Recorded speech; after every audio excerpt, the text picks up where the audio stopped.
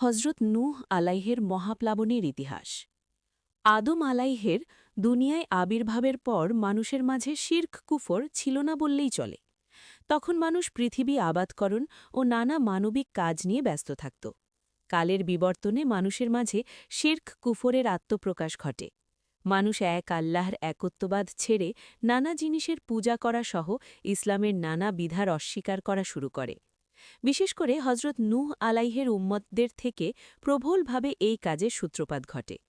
ওয়াদ, সুয়া, ইয়াগুস সহ নানা গোত্রের মানুষ কবর এবং মানুষের মূর্তি বানিয়ে তাদের পূজা করা শুরু করে। কালক্রমে তাদের কাছ থেকেই আরবদের নিকট মূর্তি পূজার উপস্থিতি ঘটে। নূহ আলাইহের কওম নানাবিধ সামাজিক অনাচারে মগ্ন হয়ে গিয়েছিল। এই জাতিকে গোমরাহি থেকে মুক্ত করার জন্যই আল্লাহ নূহ আলাইহেকে প্রেরণ করেছিলেন। পবিত্র কুরআনে এ ব্যাপারে অনেক আয়াত নাজিল হয়েছে। যুগে যুগে আল্লাহ পাক রব্বুল আলামিন অনেক জাতিকেই তাদের পাপের কারণে ধ্বংস করে দিয়েছেন।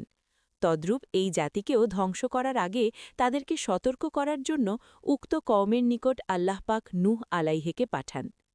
নূহ আলাইহে তাদেরকে বললেন, হে আমার জাতি, আমি তোমাদের জন্য সুস্পষ্ট সতর্ককারী।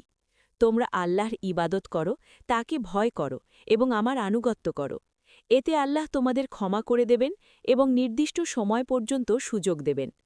কিন্তু আল্লাহ নির্দিষ্ট সময় এসে গেলে তোমরা আর সুযোগ পাবে না।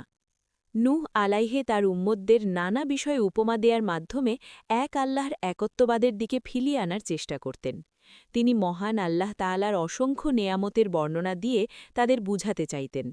দিন-রাত প্রকাশ্যে গোপনে স্বীয় উম্মতদের দাওয়াত দিতে থাকেন নূহ আলাইহে।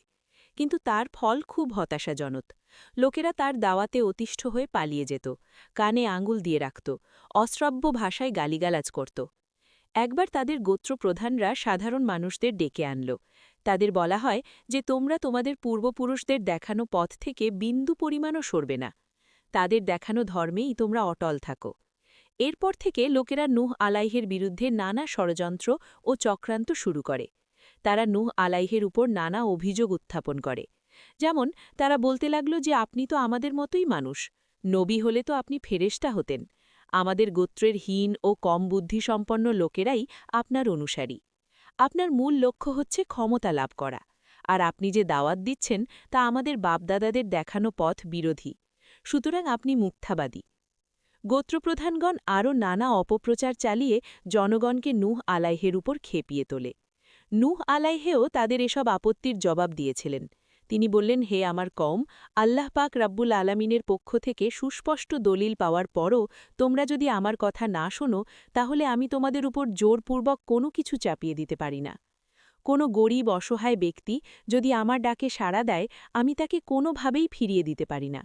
যদি আমি এমনটা করি, অবশ্যই আমার প্রতিপালকের কাছে আমি জবাবদিহি করা লাগবে।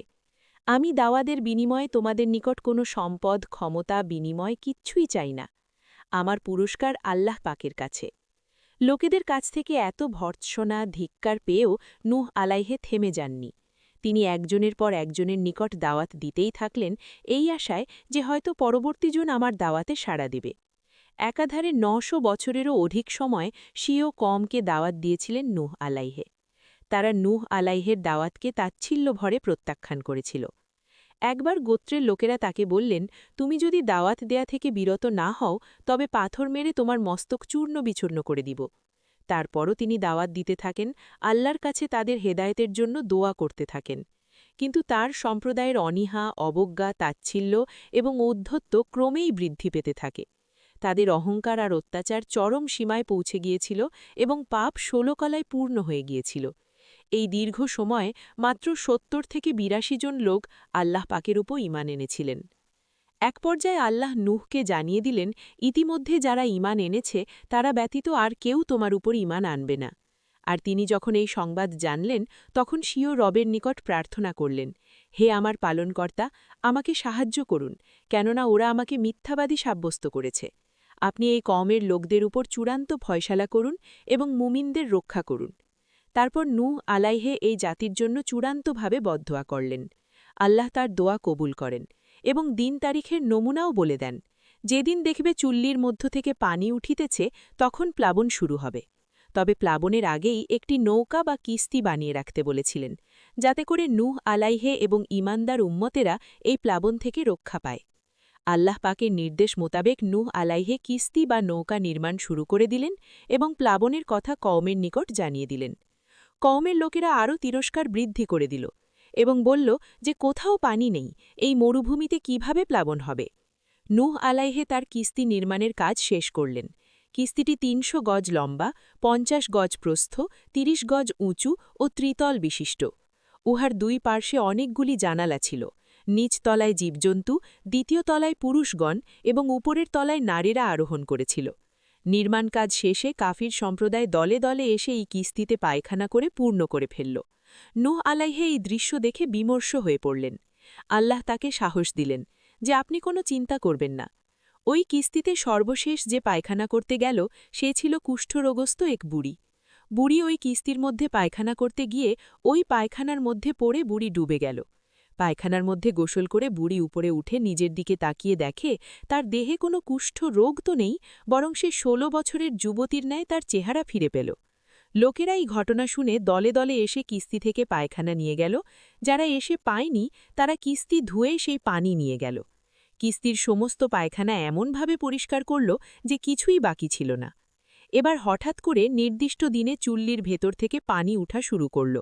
নূহ বুঝলেন যে মহাপ্লাবন আসছে। তিনি প্রতিটি প্রাণী থেকে একজোড়া করে আর যারা ঈমান এনেছে তাদের কিস্তিতে উঠালেন। এদিকে নূহ আলাইহের পুতে কেনান কিস্তিতে উঠতে চাইল, কিন্তু সে ঈমান আনেনি। আল্লাহ পাক নূহকে সতর্ক করে বললেন, যদি তাকে কিস্তিতে তোলা হয় তাহলে নবুয়াতি খাতা থেকে তার নাম কর্তন করা হবে। ৪০ দিন টানা প্লাবন ছিল। প্লাবন শেষে কিস্তি এসে মাটিতে ঠেকল। ১০ রজব মাসের শুরু হওয়া এই মহাপ্লাবনের সমাপ্তি ঘটে ইরাকের মুসেল নগরীর উত্তরে ইবনে ওমর দ্বীপের অদূরে আর্মেনিয়া সীমান্তে অবস্থিত জুদি পর্বতমালায় ১০ মহররম তারিখে জাহাজটি মাটি স্পর্শ করার মাধ্যমে। প্লাবনের পর তার সঙ্গে নৌকারোহী মুমিন নরনারীদের মাধ্যমে পৃথিবীতে নতুনভাবে আবাদ শুরু হয় এবং তাদেরকে তিনি সত্যের পথে পরিচালিত করেন। এই কারণে তাকে মানব জাতির দ্বিতীয় পিতা বলা হয়।